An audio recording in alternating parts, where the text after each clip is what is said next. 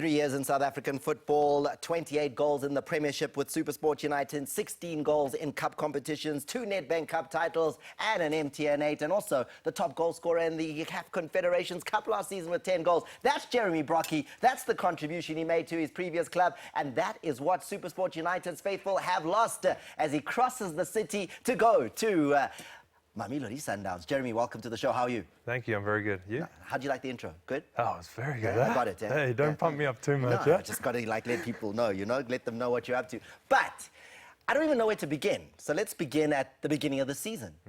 You handed in a request saying, I want to leave the club, transfer request. It was denied. How did that feel? And what was happening at that time when you wanted to leave? Because it's really unusual in South Africa for a player to say, I want to leave the club that I'm at, I'm handing in a request. Yeah, without going into too much details. No, we'd like a lot of detail. No, I'm not going to give many details because SuperSport have been very good to me over the last 3 years. They obviously took a big gamble in bringing me to South Africa. A Kiwi player, normally Kiwis are renowned for rugby, so I'm very grateful for them bringing me here.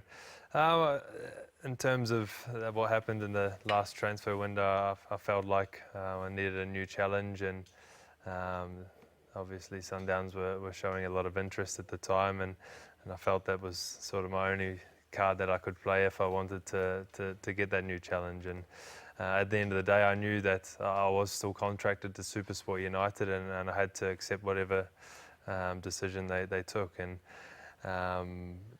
once I came to the realization that it wasn't gonna come off, then I put my professional boots back on and go and do a job for the club. And as soon as the window closed, I had a good chat with Eric, and he said, look, let's try and win the MTN 8. Let's try and lift the Confed Cup, and then I'll try and help you get your move in January. And you did. You scored 3 goals in the MTN 8 on the way to that title. Yeah, so I felt like I contributed to that trophy, and obviously devastated that we went on that African journey and fell short at the final hurdle, but it's worked out well in the end. I scored goals and won a trophy. I hear players all the time saying they want a new challenge, they want a new challenge. It always sounds like code for something else.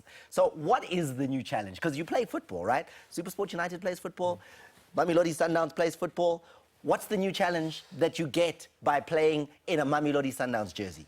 Yeah, I think for me it's getting a bit of competitive edge back. Sometimes when you're at a club for a while, you can get into a bit of a comfort zone, or take your place for granted and not feel like you're going to be in the starting 11 every week. And sometimes your performances can drop off a little bit, and that's what I mean by a new challenge. I'm going into a changing room where there's a lot of attacking depth in that squad.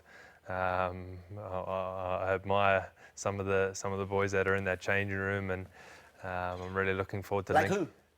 I'm going to only talk about attacking players here, but some of the players, Percy Tau, the way that he's come onto the scene. Obviously, everyone knows what Karma Billiards done in recent years. I've got a good relationship off the pitch with Aubrey and Goma, and hopefully we can take something onto the pitch. I hear you. So also, there's a new combination brewing here. There could be. Jeremy Brockie. Yeah, there could be. Now, I still don't get it though. You've left where you're in the starting lineup simply because you're Jeremy Brockie. You've done so much. You want to go where you have to fight to get into the lineup? That seems counterintuitive. No, look, I think it'll bring the best out of me, and knowing that I don't have a guaranteed spot in the club, knowing that when I get my opportunity, I have to take it, because then if I don't, then someone else is waiting in the wings. So I guess that's another reason why Sundowns have been so successful in their history, because they've got so many players fighting for places. How does the conversation go with Peter Mosimane when the deal is done? What's that first conversation? Yeah, he said, welcome home. But to be fair, ever since I've been there at the club now for a couple of days, and that's the reception that most of the players have got. Because they've been looking at you since the last window, so finally got you. Yeah, they've been asking why it's taken so long, but I really enjoyed my first couple of days. It made me feel very welcome, and I'm sure I'll slot in easily.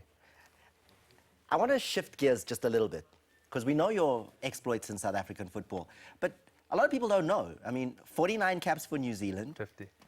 I saw 49. Just recently got my 50. You've moved on to 50 yeah, caps now. which makes it. Yeah, 50 caps. Okay, you see, he's shining now, but the next statistic is the one that's not going to be shining. Because in 50 caps for New Zealand, it took you 45 to get your first goal. Yeah, it's not good, eh? I can't understand how the coach kept calling you. 45 Hey. games later, my striker hasn't scored one for New Zealand. What was going on? I'm a nice guy. He must have been. No, as an attacking player, it's a dreadful stat to be reminded of. I could make excuses and all the rest of it, but No, but you did actually. You said your first few games were. Yeah, I've played left back. I've started at left back for the national team. When you play for a smaller nation like New Zealand and you're playing a 3-4-3 formation and a wing-back role, it's normally six at the back That sounds rather like an than. excuse, though. So yeah, I'm trying to protect That myself a does little sound bit. like playing at left back for like 2 games. What about the other 45? Yeah, maybe they were like little 1 and 2 minute stints at the end of games. okay. Yeah. But it also must have been heartbreaking now in November because you were there, almost going to the World Cup again. You know, you were played in the World Cup in 2010 here with New Zealand. You just had to beat Peru. And it didn't happen. So you don't go to this next World Cup in Russia. Yeah, every professional football, every footballer dreams of going to World Cups and to be so close and full down in a big heap. It was devastating. It wasn't so bad. It was 2-0. Yeah, well, it was, but it was, in all fairness, if I'm being honest, it was a comfortable 2-0 for them. I think we drew the first game at home 0-0. Probably took a little bit of false sense of security because I think they were happy to go away with a draw, and then they just put the foot down there and in front of a very vocal crowd. Now, I want to come back here because when it comes to the Premiership, you've a little bit of a drought, eh? I mean, played 13 games so far this season, only 1 goal, Jeremy. So there's a lot expected now from Sundown supporters that you have come across. The goal-scoring boots, polished, ready to go. They're ready to roll. They're fully charged, Come loaded. Saturday, they're loaded, eh? Because there is pressure now. I mean, you scored so many goals for your previous club. This season hasn't been that season for you so far. It has to happen. Yeah, it does. I've said to a couple of people, I've watched the last couple of Sundowns games. Well, I've watched a lot of Sundowns games, and I've watched the last couple from my couch, the one on Saturday, and I was trying to get on the end of the opportunities that they were getting put into the box from my couch on the weekend. So I'm raring to go.